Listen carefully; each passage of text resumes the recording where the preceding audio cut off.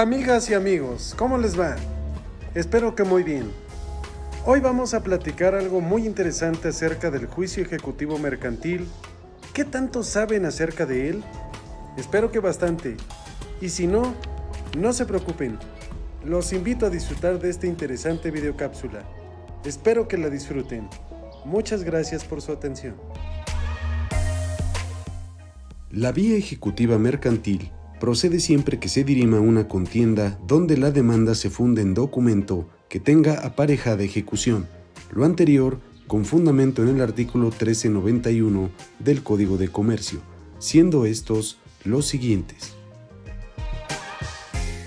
La sentencia ejecutoriada o pasada en autoridad de cosa juzgada y la arbitral, que sea inapelable.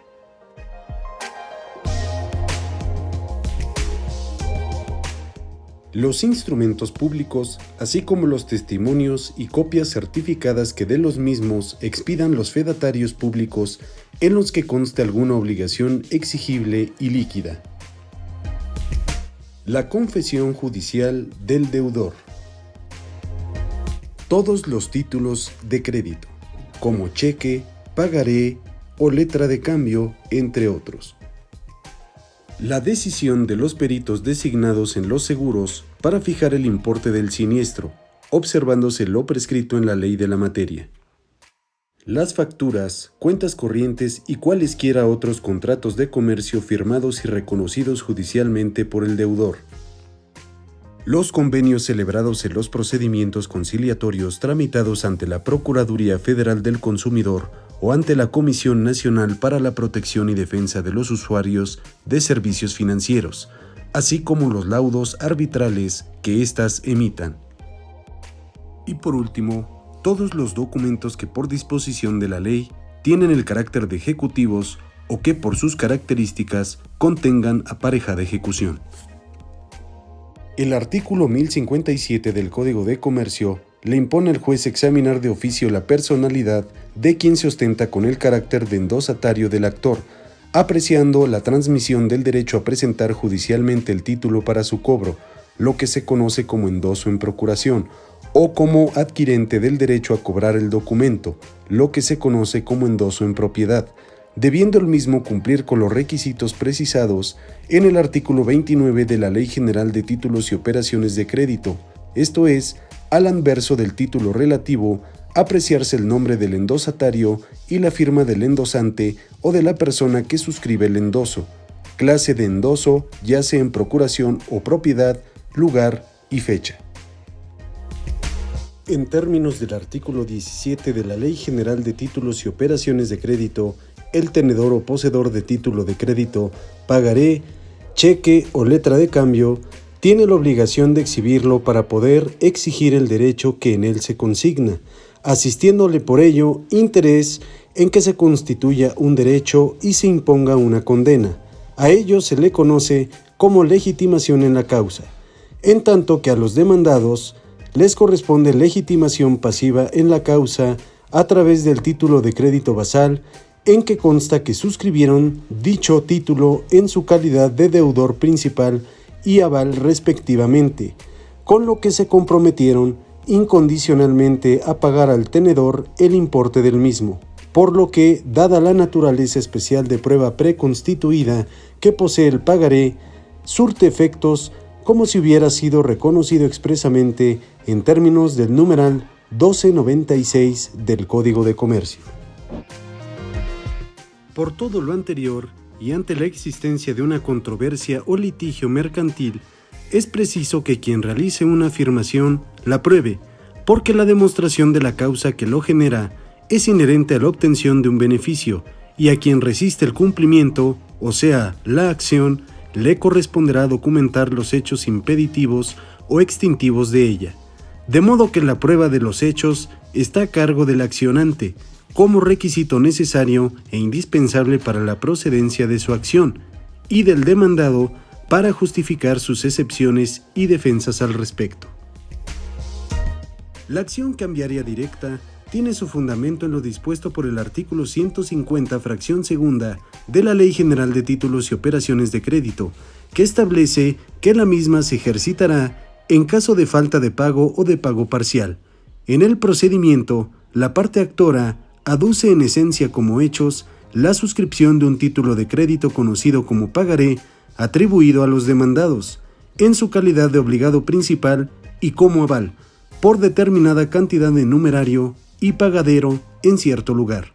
Además, en dicho documento puede llegarse a estipular que en caso de mora se cubra un interés moratorio mensual a partir del día siguiente a su vencimiento hasta el pago total, debiendo los deudores cumplir con la obligación procesal de ofrecer pruebas que demuestren el pago oportuno e íntegro, ya que al tratarse del cobro de un título de crédito que trae aparejada ejecución, constituye prueba preconstituida de la acción ejercida en el juicio, lo que jurídicamente significa que el documento ejecutivo exhibido por la parte actora es un elemento demostrativo que, en sí mismo, hace prueba plena. Tratándose del pagaré, este debe cumplir con los siguientes requisitos previstos en el artículo 170 de la Ley General de Títulos y Operaciones de Crédito. 1. La mención de ser pagaré, inserta en el texto del documento. 2. La promesa incondicional de pagar una suma determinada de dinero. 3. El nombre de la persona a quien ha de hacerse el pago. 4. La época y el lugar del pago. 5. La fecha y el lugar en que se suscribe el documento. Y 6. La firma del suscriptor o de la persona que firme a su ruego o en su nombre. La falta de cualquiera de los requisitos da lugar a que el demandado oponga la excepción o defensa correspondiente al contestar la demanda, ya que aquel solo puede oponer en el juicio contra la existencia del título de crédito las enumeradas en el artículo 8 de la Ley General de Títulos y Operaciones de Crédito, siendo estas las siguientes. 1. La incompetencia y falta de personalidad en el actor. 2. La que se funda en el hecho de no haber sido el demandado quien firmó el documento. 3. La de falta de representación de poder bastante o de facultades legales en quien suscribió el título a nombre del demandado. 4. La de haber sido incapaz el demandado al suscribir el título. 5. Las fundadas en la omisión de los requisitos y menciones que el título o el acto en él consignado deben llenar o contener y la ley no presume expresamente o que no se hayan satisfecho hasta antes de la presentación del documento. 6. La de alteración del texto del documento o de los demás actos que en él consten. 7. Las que se funden en que el título no es negociable. 8. Las que se basen en la quita o pago parcial que consten en el texto mismo del documento o en el depósito del importe de la letra. 9. Las que se funden en la cancelación del título o en la suspensión de su pago ordenada judicialmente. 10. La de prescripción que en la acción cambiaria directa es de 3 años a partir del día siguiente a la fecha en que sea exigible el adeudo y caducidad, y las que se basen en la falta de las demás condiciones necesarias para el ejercicio de la acción, en cuyo caso no podrá proponerse la acción cambiaria directa, pero sí la causal, demostrando el origen o relación subyacente que le haya dado origen al adeudo. 11. Las personales que tenga el demandado contra el actor y por último, 12. La declaración especial de ausencia de quien firmó en los términos que la legislación especial en la materia establezca. Como pruebas, el actor debe exhibir el original del pagaré, ofrecer subsidiariamente la prueba de reconocimiento de contenido y firma del mismo, así como la pericial en la materia de grafoscopía, documentoscopía y grafología para justificar que los demandados suscribieron el documento como deudor y aval respectivamente en los renglones correspondientes. Asimismo, es importante mencionar que los elementos constitutivos para el ejercicio de la acción son: 1. La existencia del documento base de la acción en el que conste la suscripción de este por parte de los demandados. 2. La obligación de pago. Y 3. La falta de pago de la cantidad que ampara el título de crédito. Por regla general, existen dos maneras o hipótesis a través de las que el demandado puede defenderse de una demanda e impugnarla. La primera, negando o contradiciendo todo o parte de los puntos de hecho o de derecho en que se funde la demanda. Y la segunda, aduciendo hechos que tiendan a impedir, modificar o destruir la acción. Técnicamente, la primera de esas hipótesis constituye una defensa, pues consiste simplemente en negar la demanda, mientras que la segunda constituye una excepción, es decir, un medio para retardar el curso de la acción, modificarla o destruirla a través de la exposición de hechos. Al no probar las excepciones y defensas planteadas, es procedente condenar a los demandados al pago de la suerte principal que consta en el pagaré y al pago de gastos y costas por aplicación del artículo 1084, fracción tercera del Código de Comercio, ya que la condena en costas se hará siempre cuando lo prevenga la ley o cuando a juicio del juez se haya procedido con temeridad o mala fe, pues siempre serán condenados el que fuese condenado en juicio ejecutivo y el que lo intente si no obtiene sentencia favorable. Pero en el caso específico de los intereses moratorios reclamados, es importante mencionar que el artículo 362 del Código de Comercio, así como el segundo párrafo del diverso artículo 174 de la Ley General de Títulos y Operaciones de Crédito, establecen la obligación de pago de intereses para los deudores que demoren en la liquidación de sus deudas, que surge a partir del día siguiente al del vencimiento de aquellas, y que serán esos intereses los que las partes hubieren pactado o en defecto de ello, de no existir convenio al respecto, el 6% anual. Aunado a que en los actos mercantiles rige la voluntad contractual conforme al artículo 1078 del Código de Comercio, que en lo conducente establece que en las convenciones mercantiles cada uno se obliga de la manera y términos que aparezca que quiso obligarse, sin que la validez del acto comercial dependa de la observancia de formalidades o requisitos determinados, siempre y cuando lo convenido se refiera a cuestiones lícitas, esto es, no debe contravenir disposiciones de orden público. En ese sentido, los jueces están legalmente obligados con base en las constancias del expediente y atento a los parámetros guía fijados por la Suprema Corte de Justicia de la Nación para hacer una interpretación conforme de los preceptos que regulan el pacto de intereses en tales actos de comercio y determinar si los mismos son usurarios o no, y en su caso reducirlos de manera adecuada atendiendo a dos aspectos, uno objetivo y otro subjetivo. Objetivamente, 1. El tipo de relación existente entre las partes. 2. La calidad de sujetos que intervienen en la suscripción del pagaré y si es que la actividad del acreedor se encuentra regulada. 3. Destino o finalidad del crédito. 4. Monto del crédito. 5. Plazo del crédito. 6. Existencia de garantías para el pago del crédito. 7. Tasas de interés de las instituciones bancarias para operaciones similares a las que se analizan, cuya apreciación únicamente constituye un parámetro de referencia. 8. La variación del índice inflacionario nacional durante la vida del adeudo. 9. Las condiciones del mercado. Y 10. Otras cuestiones que generen convicción en el juez. Y el segundo aspecto denominado subjetivo, que consiste en establecer si existe respecto del deudor alguna situación de vulnerabilidad o desventaja en relación con la persona del acreedor, o bien apreciar de manera menos estricta lo excesivo de la tasa pactada si es que no existe respecto del deudor dato alguno sobre vulnerabilidad o desventaja en relación con la persona del acreedor.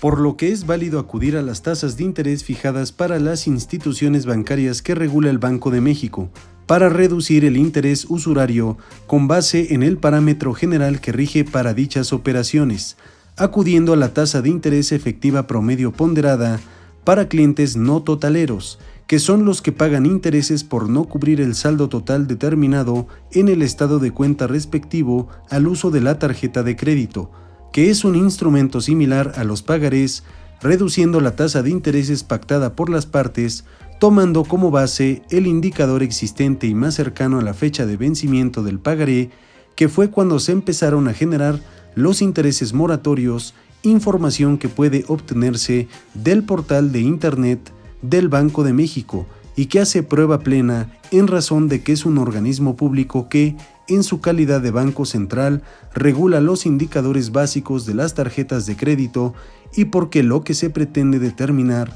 es el interés que corresponde fijar por un préstamo. Otra figura presente en el juicio ejecutivo mercantil es el cheque, documento que debe contener la mención como tal inserta en el texto del mismo, tener la orden incondicional de pagar una suma determinada de dinero, el nombre del librado o institución bancaria cuyo lugar donde se aperturó la cuenta resulta ser procedente para fijar la competencia del juez, la fecha y lugar en que se expidió y la firma del librador, de acuerdo a lo establecido por los artículos 5, 14 y 176 de la Ley General de Títulos y Operaciones de Crédito.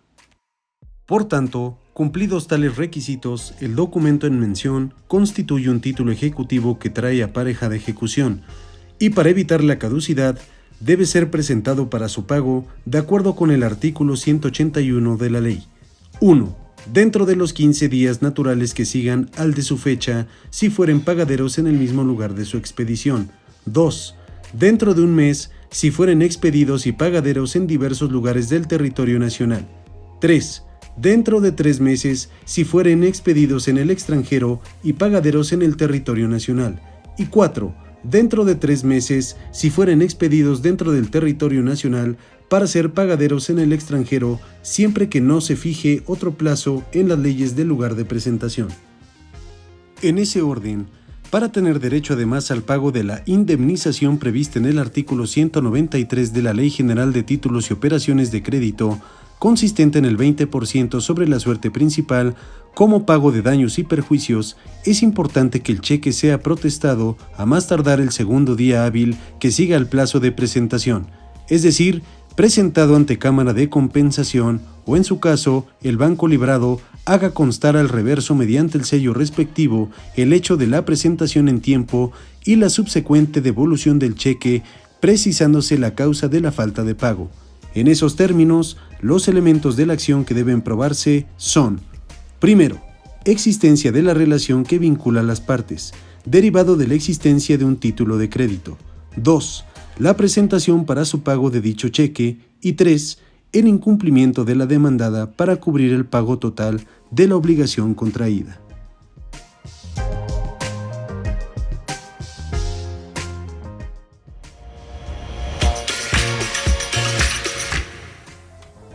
La vía ejecutiva mercantil procede siempre que se tramite una controversia donde la demanda se funde en documento que tenga aparejada ejecución, como pueden ser los títulos de crédito, denominados pagaré y cheque, entre otros, mismos que deben reunir los requisitos de la Ley General de Títulos y Operaciones de Crédito, procediendo en caso de falta de pago o de pago parcial, y asimismo, tratándose de intereses usureros reclamados en los mismos, los jueces están legalmente obligados a reducirlos, aplicando las tasas de interés fijadas para las instituciones bancarias que regula el Banco de México, en específico, la tasa de interés efectiva promedio ponderada. Espero que hayan disfrutado de este tema. No olviden proponer más temas de interés y suscribirse al canal. Gracias por seguir compartiendo este trabajo. Nos vemos la próxima. Un gran abrazo para todos.